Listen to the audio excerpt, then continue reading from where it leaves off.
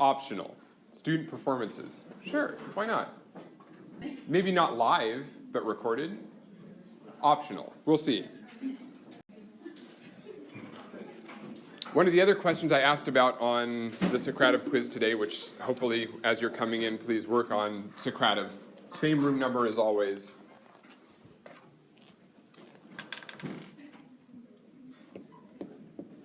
This room number in case you just walked in, Socrative. One of the questions that I'm going to ask a lot during these introductions is, have you seen anything recently in the news that has to do with evolution?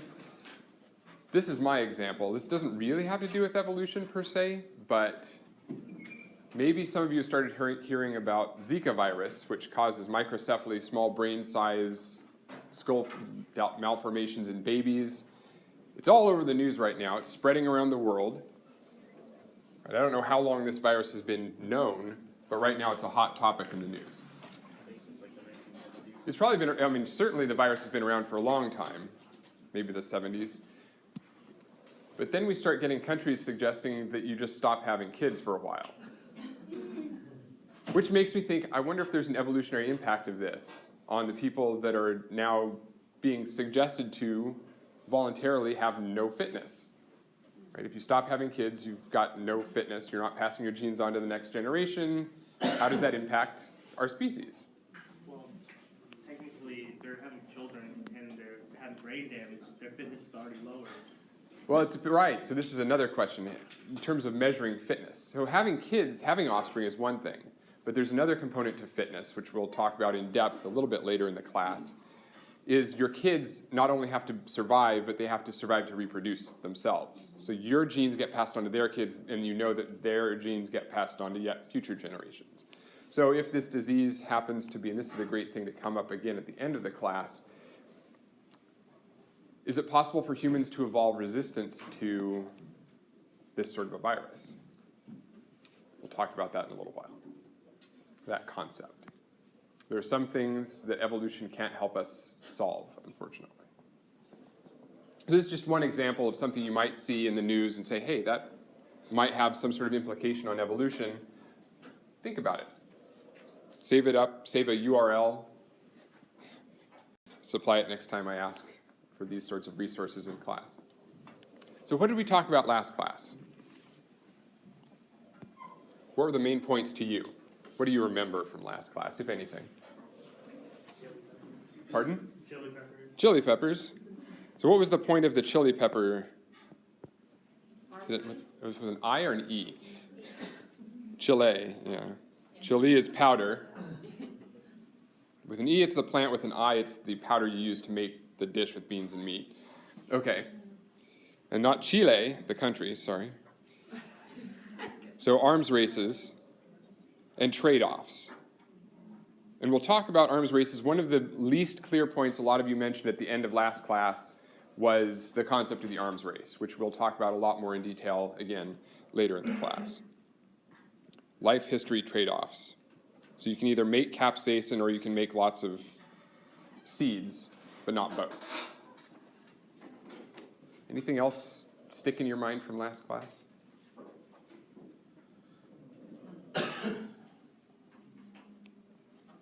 So the first half of the class we talked about concepts essential for natural selection. We talked about niches. There's a picture of rams which symbolized two rams fighting, competition for resources. So it was all about resources. The idea of limiting resources, carrying capacity, the struggle for existence, that not every individual that's produced gets all the resources it will need to survive, and that's one of the main ways that natural selection acts. You put what we call a pressure on a population of organisms. They have to compete among themselves for resources, and the best fit in that environment, the better fit, something else we talked about last class. Survival of the fittest may be a little bit misleading. It's survival of the fitter. The least fit are the ones that are less likely to reproduce and have offspring.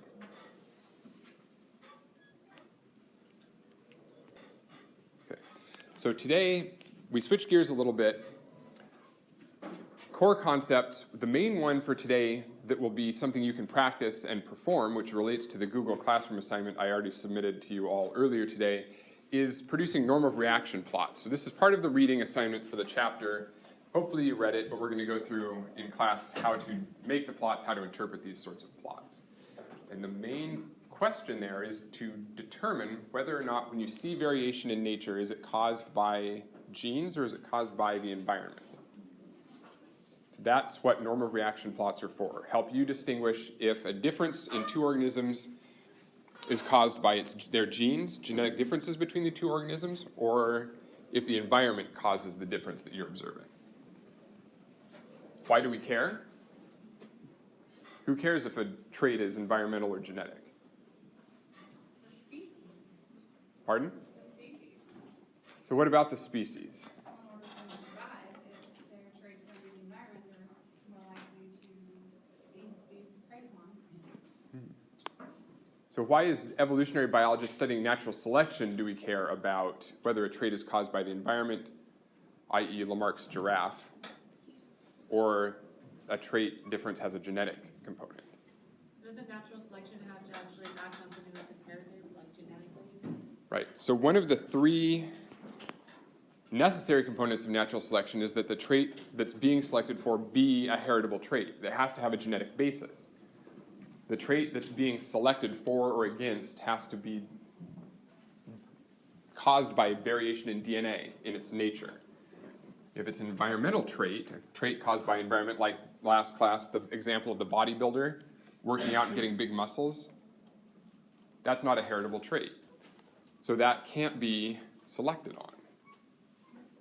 When you said norms of reaction, that helps us distinguish whether the differences are based on genetics or environment, can you also give the combination of both of those? Yes. Okay. So in fact, it's an excellent point. I said norm of reaction plots can help us distinguish whether a trait's caused by genetics or environment. It's not usually one or the other. Often it'll be both. And that's a very valid conclusion to come to.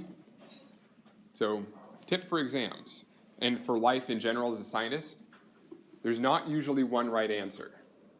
So I'm happiest when students don't just say it's this or it's that, because like we talk about, there's very, very rarely, if ever, an absolute statement in science. This is absolutely always the way it works. This trait is 100% genetically based. There's no environmental component. Usually it'll be a mixture of the two. So don't be bullied into thinking that answers will always be binary in this class. There's often not one right answer, which is kind of scary for those of you that worry about grades and have to take tests and think, well, I've got to come up with the right answer. Justify your answer. That's what I'm looking for. So I will write questions that do not have one right answer. I'm expecting you to come up with an answer and justify why you think that's the right answer. That's what I'm looking for. It's the critical thinking and the scientific thinking, in addition to whether or not you actually understand the material. So 3 requirements for natural selection. There has to be variation. That is, there have to be differences between organisms that cause some of them to be less fit, some of them to be more fit in their environment. That difference, those differences have to be based in changes in DNA between the organisms you're looking at, and those differences have to cause a change in fitness. That is, a difference in reproductive success or a difference in fitness between the individuals that exhibit these differences.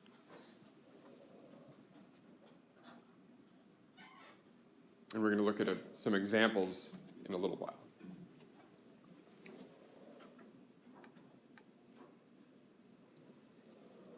Any questions to this point? So we've set up what we're going to do for the day. Now we play a little game. Nurture or nature? Nature or nurture, right? The big question that you've heard about since middle school, high school, whenever, right?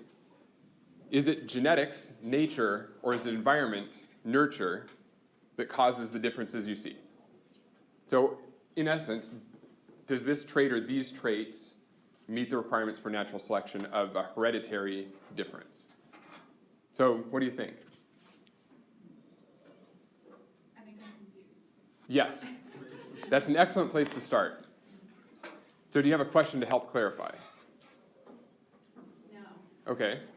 So what trait are we looking for? Okay, it doesn't, right? There's no one right answer. So let's focus on hair. Okay. No hair, really long hair. Is it nature or is it nurture? Is it genetics or is it environment? Uh-oh, see? Exactly my point. There's not always one right answer. So is it nature? So why would it be nature? Because maybe he's genetically inclined to baldness. Maybe males tend to bald. Females often tend not to bald. Not always, but most of the time. So there could be a genetic component there. If you're male, you're predisposed to being bald. If you're female, you're less likely to be bald. So that might be an argument you would make for that difference, really long hair, no hair, being genetic. What about environment? He might choose to be bald. He might have shaved his head. We might shave her head. And then she has no hair, but that's not to do at all with genetics. That's just environment. That's an external force other than her genes. So basically this could be either or. Yes, exactly. This is both. There's a genetic effect and possibly an environmental effect as well.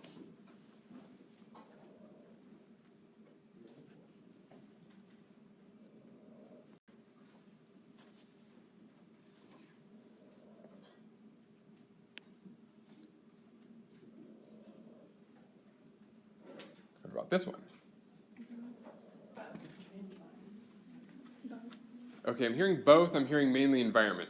So what's the argument here? Who says environment?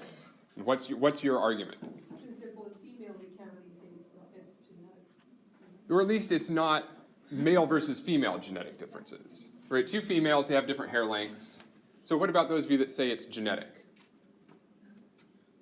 Totally a valid answer. I just need a justification. I mean, it could be genetic if like later on in life, they end up going bald, because that's also an issue with females. Like, they can end up going bald later on in life with age. So, I mean, we can't tell that right now because they seem to be both young. Right. Yeah. I don't know, I kind of think the woman on the right is maybe a little bit older. Yeah. So maybe her hair is longer because she's older, and that has to do with environment or her age. It's not genetic, it's just environment. So giving a photo, you're simply implying that this is their natural hair, that neither one of these women are wearing wigs. So that's also something to consider, because then that would be environmental. Yes, if they're wearing wigs, that's environmental. If they're cutting or styling their hair, that's environmental. Yeah, Exactly. straightening. So it seems, yeah. So it seems like it sounds like most of your comments are weighing more heavily towards environment in this case. There are certainly genetic differences between these two women. Whether or not they cause this difference in hair length, you can try to argue that with me, but you're going to have to come with a lot of data.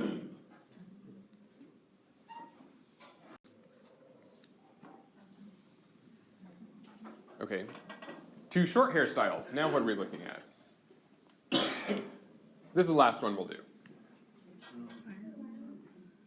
Facial hair? So what's one difference between them? Facial hair. Facial hair. Gender? Nature or nurture? Based on sex, so it's Y chromosome based. Right. So facial hair, if you see that, that's a nature, that's genetic, not nurture. Could also be nurture if you shave your face. Oh wait, I stopped shaving my face, never mind. For those of you that do shave, right, we might not know if you're able to grow facial hair. And we have to ask, are you male or female, because that could be a trait that associates with the presence or absence of a Y chromosome. Don't worry, I'm not questioning anybody's gender identity right now. We're going to skip the next few. This one should be obvious, skipping it. Mendel's peas. I'm not going to, no. Great Dane versus Chihuahua. I'll leave you to think about these. Slime molds.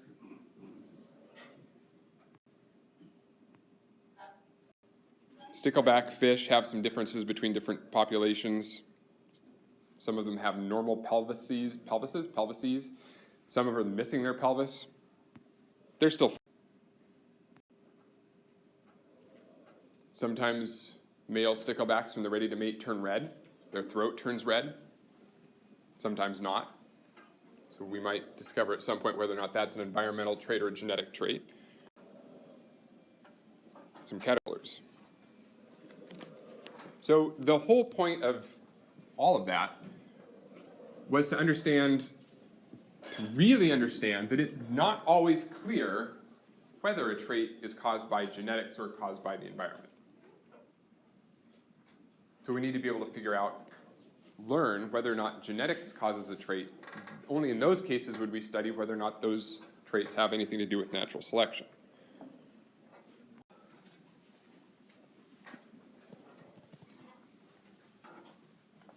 So enter the norm of reaction plot. It's a pretty straightforward concept. So what are you going to do if you have two organisms and you want to know, in this case, for example, if the number of leaves on a plant, straight from your textbook, so I'm not going to belabor this point. If the number of leaves that a plant produces is caused by its genetics or its environment. Say I hand you one plant. What are you going to do to understand whether or not the number of leaves it produces is genetic? Look at other plants. To plant it? Plant it at different elevations. Okay, so you can plant it in, so you take the same plant or take seeds from this plant, its kids, plant them all at different environmental conditions, temperature, day length, altitude, whatever. You pick an environmental condition you suspect causes a change in this phenotype, and you test, you just observe. So in this case, they're planting plants of different genotypes at 3 different light intensities. So they have this hypothesis that maybe the amount of light a plant receives controls whether or not it produces lots of leaves or few leaves.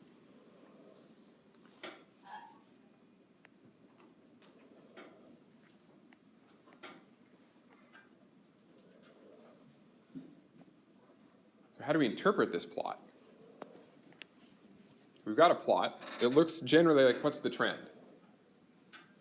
You increase light intensity, what happens to the number of leaves a plant makes? It goes up. In any genotype, any of the different plants they planted siblings of, or offspring of, seemed like the more light they gave them, the more leaves they produced. So does that mean there's genetics controlling this trait or environment controlling this trait? There's a huge impact on environment. So non-zero slope, if you change the environment and there's a difference on the y-axis, positive slope in this case, suggests that there's an environmental component to this trait. You don't even have to make a plot. It's obvious without making the plot. You take one of these plants, you grow it at different elevations, the number of leaves change, you say, okay, elevation must matter, right? You don't have to plot it. We just plot it for convenience.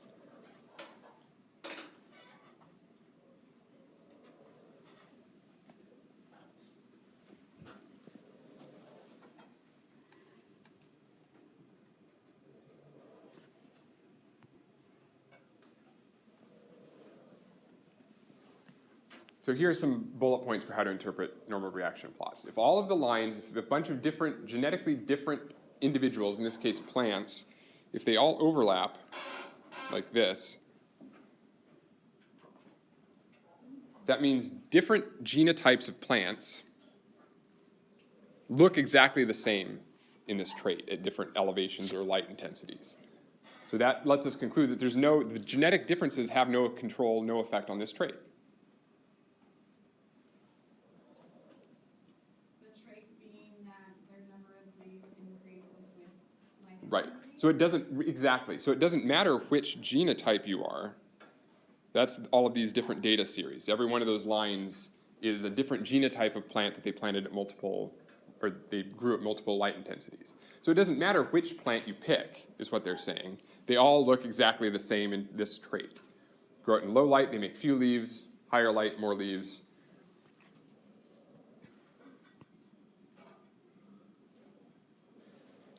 So that's that bullet point. If you take a bunch of different individuals and they all look identical, that suggests that genetics doesn't control the trait. It's only environment. And if all the lines have a slope of 0, they're horizontal,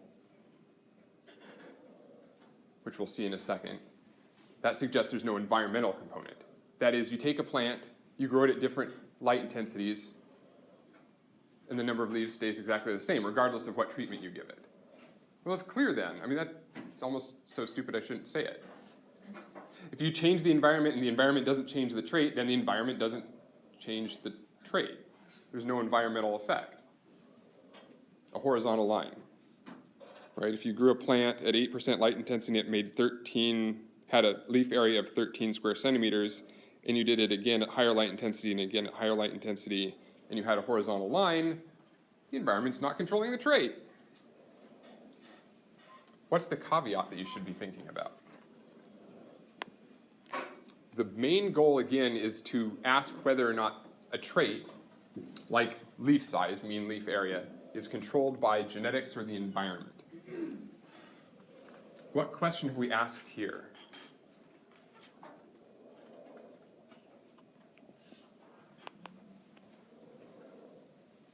The next generation gonna have the same effect. So we could ask, does the same effect happen in the next generation? If these are plants and we assume they're selfing, then the next generation should be genetically identical to the parents. So maybe not. What other questions could we ask? What other x-axes could we have here? What else do you imagine could control the size of a leaf of a plant? Okay, so, right, water, food, I heard elevation, I think. What about pH? pH of the soil. My handwriting's getting really messy. Is that fall under nutrients then? Doesn't have to. I'm happy to call it something else other than nutrients. It's not a carbon source, that is. It's something else environmentally. So just by doing these two plots that are shown, not thinking about water, food, elevation, pH, nutrient availability, can we conclude that environment does or does not control this trait? There's too many other variables to look at. Right. In our environment. What's environment? It's Everything not, needs to survive. yeah, it's everything other than genetics. So it's not only controlling light intensity, but water availability, food, pH of the soil, nutrient availability, blah, blah, blah. Sure. Yeah, what's the mean leaf size of a plant when it's growing within a foot of its neighbors, within 2 inches of its neighbors? So I caution you, the main point here is I caution you not to look at one plot, like how light intensity controls leaf size, and write a conclusion that says environment does not control this trait. The conclusion here is that light intensity does or does not have a big impact on leaf size. Don't go from light intensity to concluding that environment as a whole doesn't control the trait. All we've tested here is light intensity.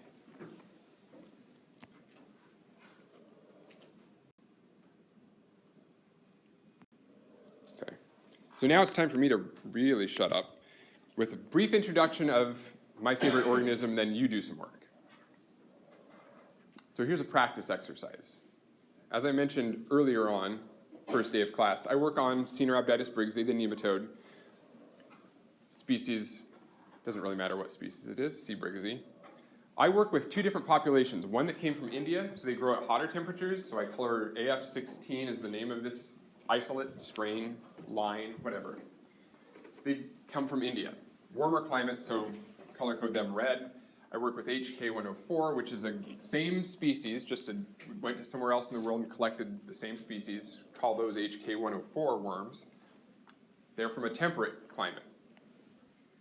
So my hypothesis, and a hypothesis that we test in my lab right now, is whether or not these two strains of the exact same species, just found in different places on the planet, have evolved to be more fit, that is to have more kids in the temperatures where they're found on Earth. Simple hypothesis. If you're AF16 and you're growing in a warm temperature, you'll have more kids. And if you're HK104, you're used to a temperate climate, at those temperatures, you'll have more kids than at other temperatures. That's the hypothesis. So what would you do to experimentally test that hypothesis? Okay, so how would you change the environment? Take So you'd grow HK104 at Yeah, just switch the environments. AF16 temperatures, and you do the reciprocal. Okay, that's exactly what you do to make a normal reaction plot. You look at two organisms in one environment, then you change the environmental conditions, and you see what happens. So you move HK104 to AF16-like temperatures, you take AF16, move it to HK104-like temperatures. Yeah? If you were to do that, would you look at the offspring of the worms? Because the first generation, like the parents, would they be too shocked to adapt to that new environment, and would it cause them to die? This is Produce less offspring. a very important technical point about the experiment. If you move an Indian worm to Japan, it's already spent part of its life, this is my interpretation of your question, it's already spent part of its life in its original temperature. Yes. So would you look at the first offspring of that worm that you moved, who have lived their entire lives in that new temperature? Well, also the worms that live half their life in their original environment, you drop them off a whole new environment, is it like shell shock? Like, Well, that tells us something about their adaptation to temperature in itself. yeah, it's kind of like me moving to Alaska and I don't pack a jacket. You know? Wasn't there a good Big Bang Theory episode about that? Anyway, yes, exactly right. So that's a separate experiment, but it tests the same thing. So instead of measuring brood size, how many offspring you have, you can just measure lethality at temperatures. So it's a separate experiment, but it tests exactly the same thing, whether or not environment has an effect on your health. In your scenario, you're testing the health of the parent in a new temperature. And what I'm proposing is, assuming that the parent is okay at the new temperature, how many offspring will she have? So both totally valid experiments to do. We already know that both of these, and which I didn't tell you, is that both of these strains survive at either temperature. So you can do this transplant, move one to the different temperature, the other one, the reciprocal transplant. They survive. They will still have kids. So the more specific question is, how many kids do they have, and will the numbers differ?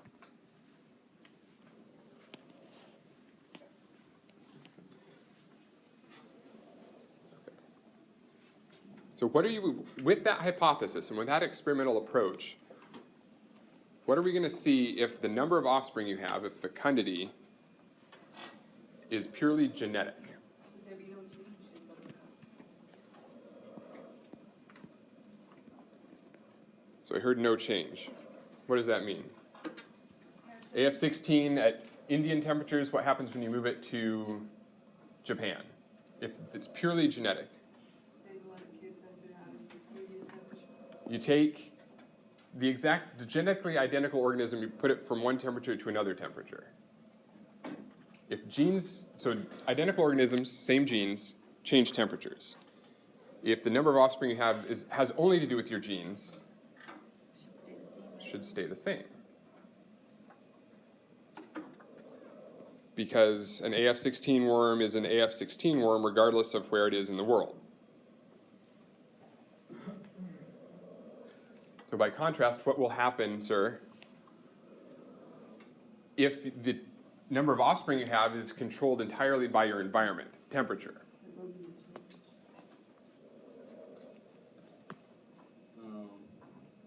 Will there be a change, or will there be no change? There will be a change. Right? If you take one worm, AF16, and you change its temperature, if temperature is the only thing that controls the number of offspring you have, then you'll see a change. What kind of changes would I see? So that's the critical question. That's why we need to come up with expectations. So would they produce more offspring in colder climate? Or, I mean, is Japan tropical with not like India? So Japan's temperate, India's tropical. We don't know anything, let's say we don't know anything about how temperature affects the number of offspring you have. So the hypothesis is simply that if it's environmentally controlled, if you change one strain, maybe, well, you tell me. So this is where the Google Classroom assignment comes in. So everybody open the PDF, please, if you haven't already. It looks like this. So the first thing I want to do is show you what the experimental data look like.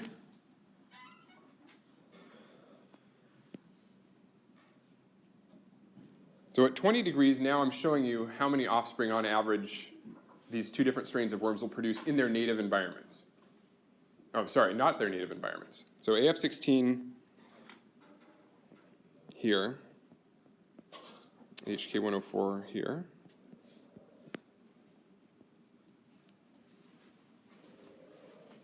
So if you really want to know, that's 242 offspring per individual from AF16 at 20 degrees. And it's 172 offspring on average per individual for HK104. I'm sorry, is that in their natural environment? So this is not, actually. So the AF16 is a 25 degree, presumably, the hypothesis is it's adapted to life at 25 degrees. HK104 is found at temperatures that are close to 20 degrees. So that's HK104's native environment, and this is not the native environment for AF16. AF16 still has more kids. It puts a little kink. This is real data. It puts kind of a kink in our approach, but that's okay. So what I'd like you to do, before I show you what happens at 25 degrees experimentally in our lab across the street, I'd like you to predict, using the graphs in the bottom here, what will the data points look like when we grow these two strains at 25 degrees, on the left side if environment controls fecundity, and on the right side if genes control the trait. So we're going to address the question from the back of the room, what do we expect to see? What should the data look like when we grow AF16 and HK104 at 25 degrees? So take a couple minutes, work on that. Feel free to talk to a neighbor, collaborate. We'll come back together in 2 minutes and do questions and answers.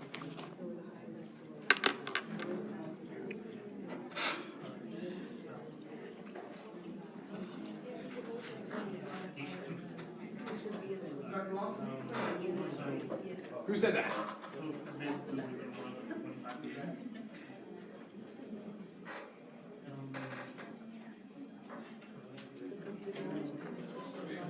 Natural environment, we would expect to see higher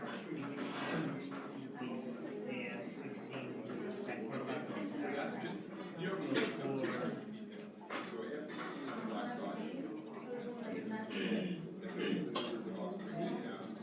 well, because AF16, they say it says it grows better at 25 right now than 20.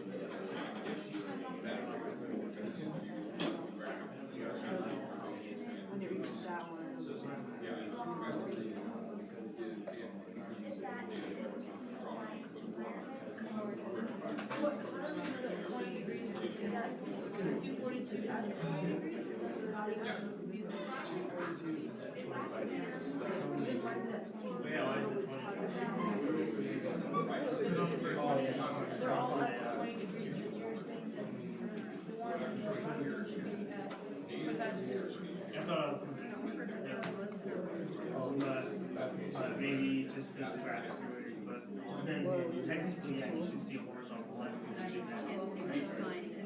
But if it's environmental, you should see a decrease. Environmental, yeah, we need to just go straight. Yeah,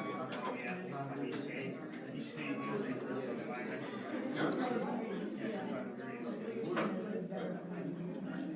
Yeah, that's what I was assuming. Just because older temperature, you would want to. So that's why You would take as much. And then continue their own. So, but genetically, should it be straight on the line? Because I think that's it should all be horizontal. It should be documented. It should be on. Well, on the clinical data, it should be on 25. It should already be there. And then we could just work that to the small amount.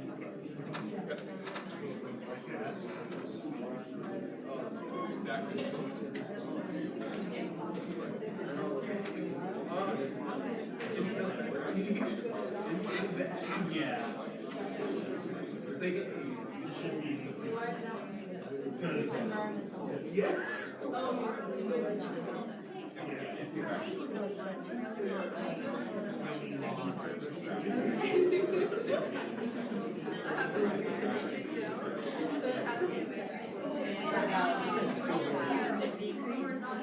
Okay. Lots of questions, which is good. So let's do bottom right, genetically controlled first. So if the number of offspring you have has only to do with your genotype, that is your identity, and nothing to do with environment, Same. Should be the same. then your fecundity number of offspring you produce should stay the same regardless of what environment you're in. Okay, so what does that look like on this graph? And please, when you're done annotating, regardless of whether or not you got what the group consensus answer is, turn it back into the Google Classroom assignment. So attach your annotated PDF. You've got until 6 p.m. So again, this is practicing the PDF annotation and submission workflow.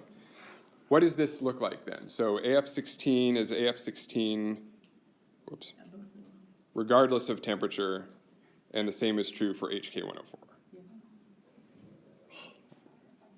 So no slope, m equals 0, slope of 0, horizontal line, suggests genetically controlled traits. There's a difference, a delta, a triangle. There's a difference in phenotype between these two populations. They have different numbers of offspring that they produce. That doesn't change, in this scenario, that doesn't change by temperature, therefore temperature does not control fecundity. You move the worm to a different temperature, it still has exactly the same number of worms. Suggests it's a genetically controlled trait.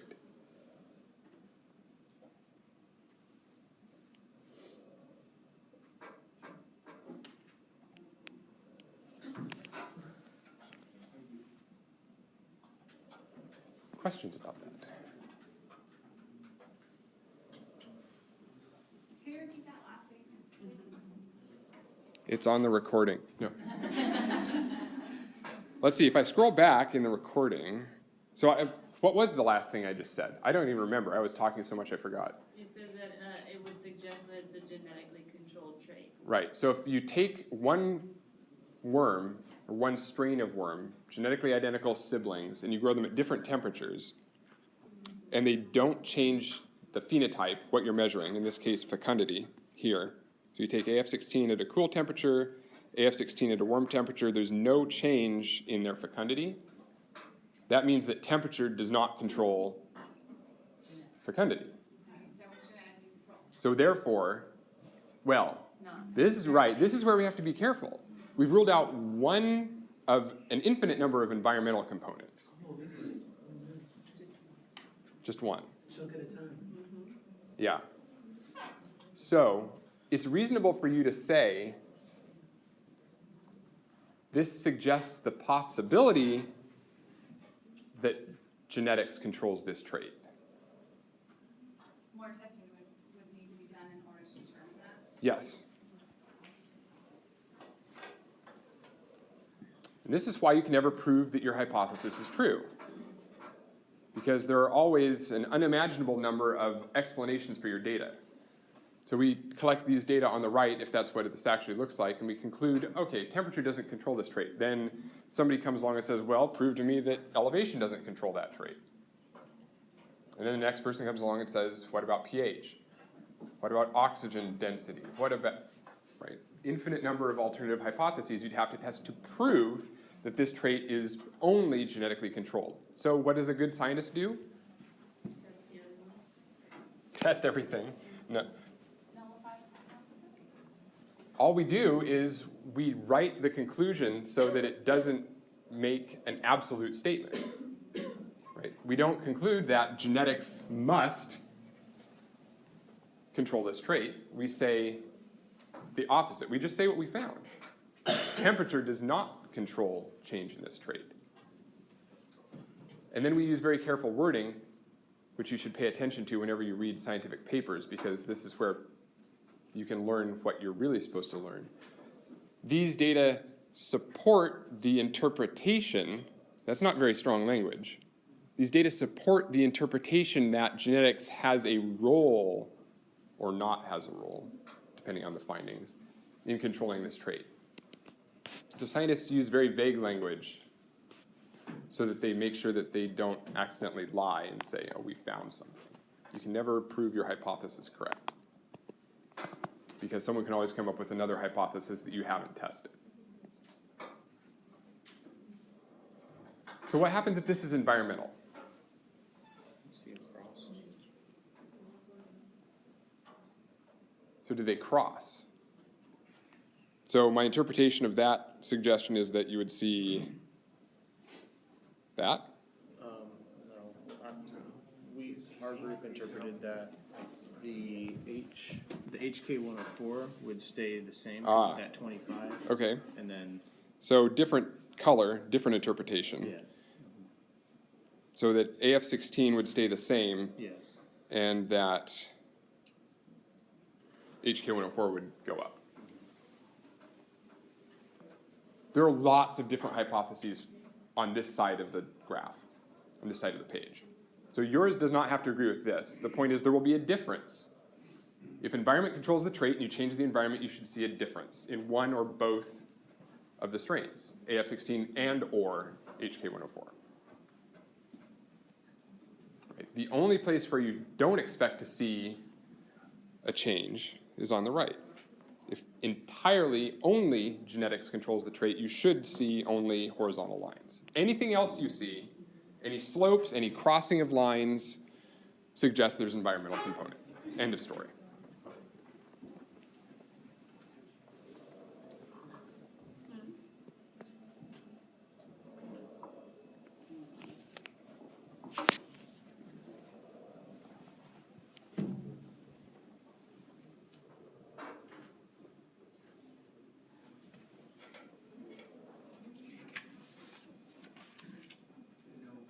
Questions or concerns?